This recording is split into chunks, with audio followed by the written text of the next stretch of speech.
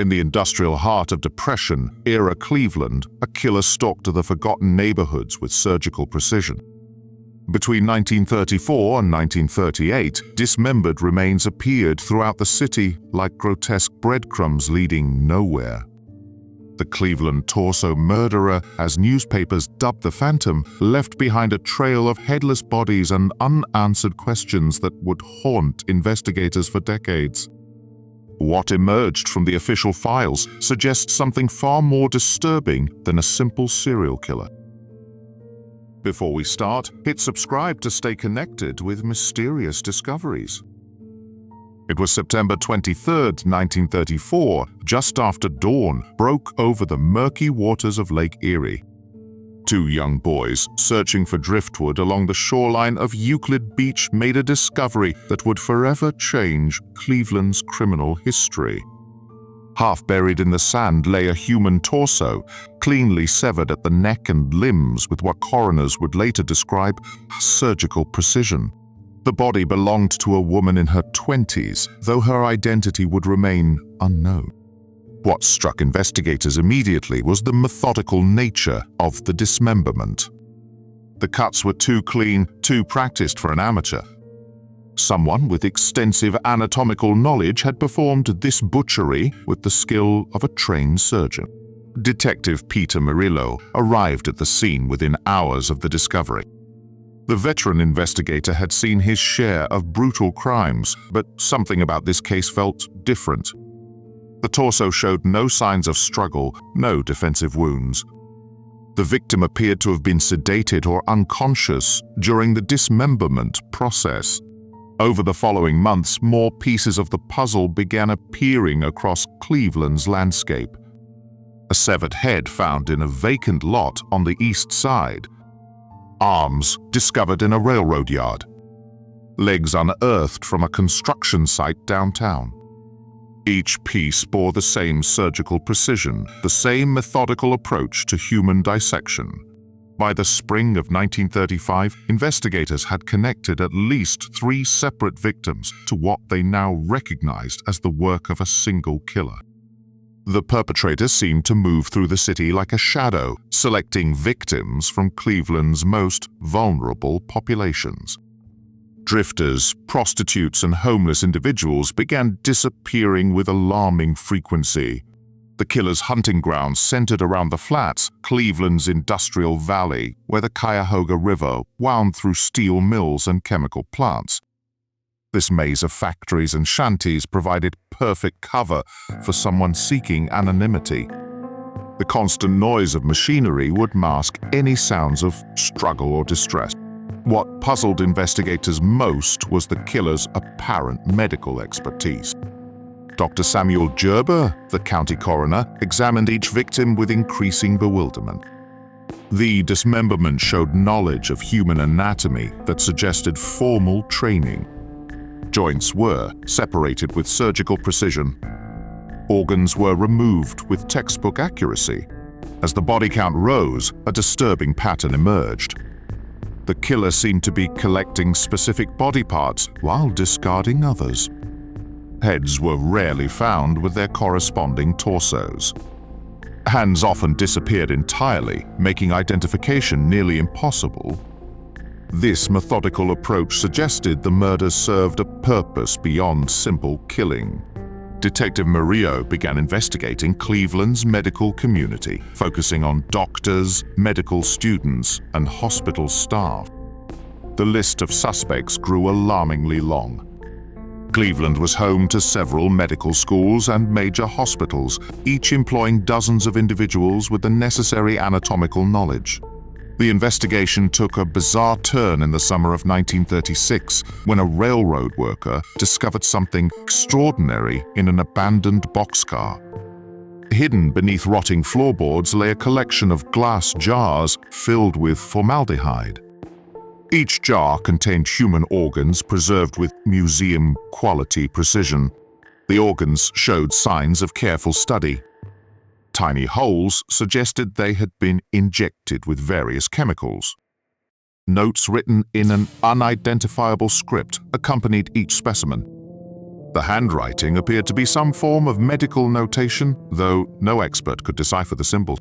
More disturbing still was the discovery of surgical instruments hidden in the same boxcar. The tools were of exceptional quality, far superior to standard medical equipment. Several pieces bore markings that suggested European manufacture, though their exact origin remained unclear. As 1937 progressed, the killer's methods began evolving. Victims started appearing with evidence of bizarre medical procedures performed before death. Skulls showed signs of trepanation, an ancient practice of drilling holes in the head. Internal organs were rearranged in ways that defied medical logic. The case attracted national attention when renowned criminologist Dr. Francis Sweeney volunteered to assist the investigation. Sweeney brought with him theories about criminal psychology that were revolutionary for the time. He suggested the killer might be conducting some form of twisted medical research. Dr. Sweeney's involvement led to discovery of an underground network of medical professionals engaged in questionable practices. Several doctors had been purchasing cadavers from questionable sources. Others were conducting unauthorized experiments on indigent patients. The investigation uncovered a shadowy world of medical ethics violations that reached into Cleveland's most prestigious institutions. Hospital administrators destroyed records. Medical school professors suddenly left the city. The official investigation began encountering resistance from powerful interests. In the autumn of 1937, Detective Murillo received an anonymous letter that changed everything. The message, written in the same cryptic script found with the preserved organs, contained detailed anatomical drawings of the next intended victim. The sketches showed a level of medical knowledge that exceeded even trained physicians. The letter led investigators to an abandoned medical facility on the outskirts of Cleveland. The building had once housed a private research laboratory funded by wealthy philanthropists. Inside, they discovered an operating theater equipped with state-of-the-art surgical equipment. The laboratory contained evidence of extensive human experimentation. Tables were stained with blood that forensic analysis matched to several victims. Surgical notes described procedures that violated every principle of medical ethics. The research appeared focused on consciousness during dismemberment. Most disturbing were the detailed records of each victim's response to various surgical procedures. The notes described how long subjects remained conscious during dismemberment. They documented the effects of different drugs on pain perception. The research suggested someone was studying the very nature of human suffering. The laboratory's ownership traced back to a consortium of European investors who had fled the continent in the early 1930s. These individuals had funded similar research facilities in Germany before political upheaval forced their departure. Their American operations appeared to be continuing work that had been banned in Europe. As 1938 began, the murders suddenly stopped. The last confirmed victim was discovered in February, dismembered with the same surgical precision, but showing signs of a rushed job. Something had spooked the killer into abandoning their methodical approach. The investigation's final breakthrough came when authorities discovered the killer's true identity through dental records found in the abandoned laboratory. The perpetrator was revealed to be Dr. Francis Sweeney himself, the very criminologist who had volunteered to assist the investigation. Sweeney had used his position to misdirect the investigation while continuing his gruesome research. His European connections had provided funding and equipment for experiments that pushed the boundaries of medical knowledge. The torso murders were merely the visible evidence of a much larger and more sinister operation. When authorities moved to arrest Dr. Sweeney, they found his office empty and his personal effects gone. He had vanished as completely as his victims, leaving behind only the laboratory and its horrifying contents. The official investigation was quietly closed, its findings sealed in classified files. The abandoned laboratory was demolished within weeks of its discovery. The European investors disappeared back into the shadows of international finance.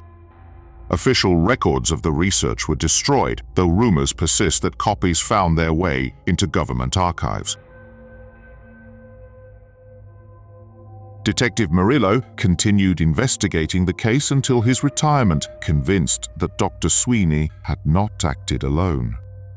The precision of the operation, the sophisticated equipment, and the international connections suggested a conspiracy that reached far beyond Cleveland's borders.